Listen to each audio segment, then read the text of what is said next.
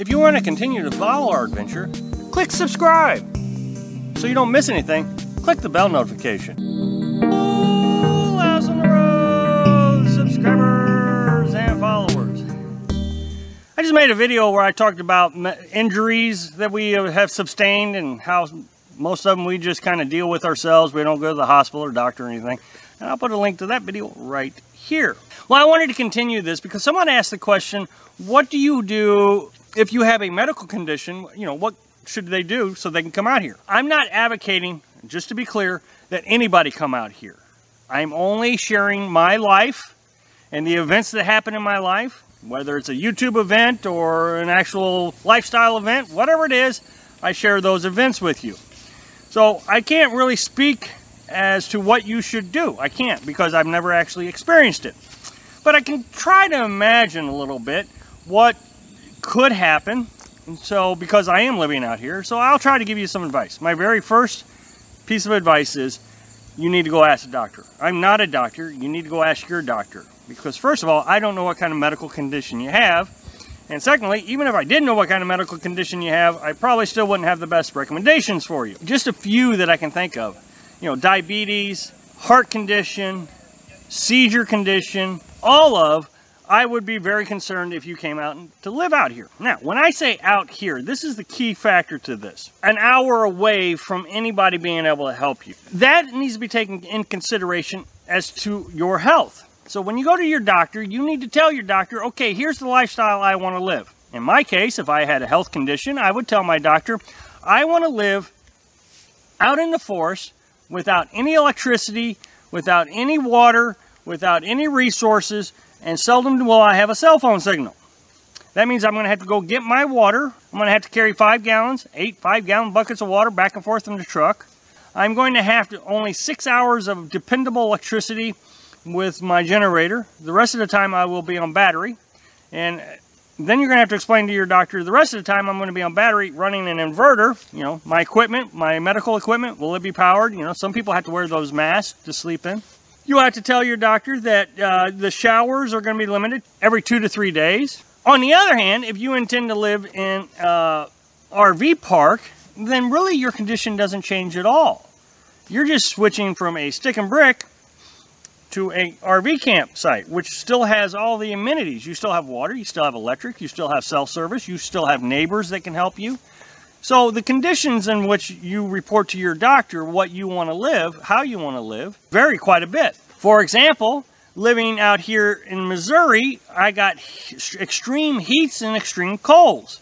Well, I would imagine that some medications are affected by the temperature and how much you sweat and that kind of thing.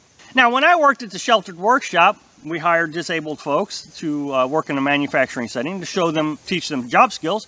One of the 2 physical conditions that we had to deal with regularly, and the ones I probably have most experience with, even though I don't want to claim that I have any type of medical training, is seizures and diabetes. And of those 2 issues, I would not recommend living the kind of lifestyle that Carolyn and I live. Because regularly you have to call an ambulance. Regularly. At least I did in the workshop. So those conditions, I would not think would be conducive to living out here in the national forest without any resources, an hour away from anybody that can help you. Now, the other thing you have to consider is how frequently do you have to go visit your doctor? My mother has some serious medical conditions, and she has to go visit her doctor quite frequently, which would really put a hindrance on even being able to live this lifestyle if you're always coming back to the state that you live to visit your doctor. That would mean that I would have to come back however frequently I have to. In my mother's case, you know, every couple months, I have to come back to Missouri to see my doctor. Although this channel doesn't talk about insurance, this is something that you have to consider. Some insurances do not necessarily transfer from state to state. The only reason I know this, and I'm not an insurance expert, but I do know that my ex-wife used to have insurance. Her employer headquarters was in Illinois, but she worked for a subset of that in Missouri. Her insurance didn't carry over too well to a lot of different doctors here in Missouri.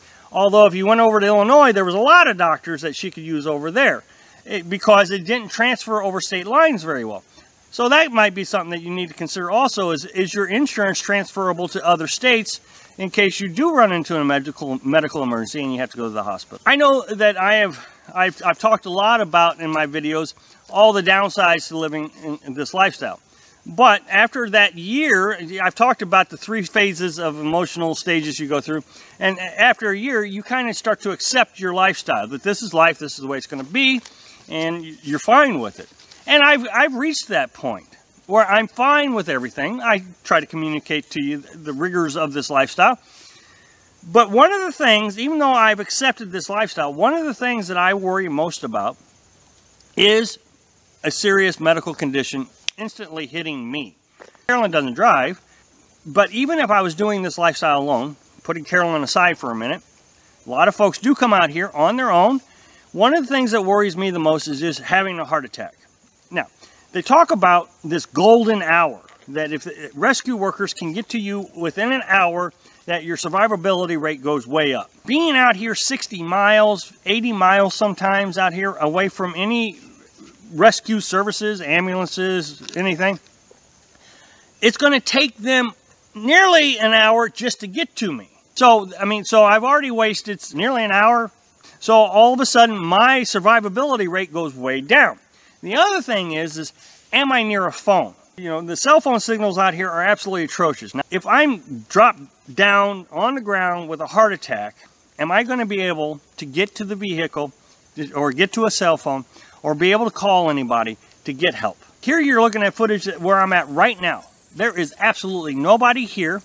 I've seen 2 cars in the last 2 days. So if I'm laying on the ground with a heart attack, I'm going to have to wait for somebody to come by, and hopefully I can flag them down if I'm not already dead. That is one of my biggest concerns living this lifestyle. One I have accepted, one that I realize, okay, there may be a day where I just drop dead. Thanks for watching. Be sure to subscribe. Click like if you like the video, and happy travels.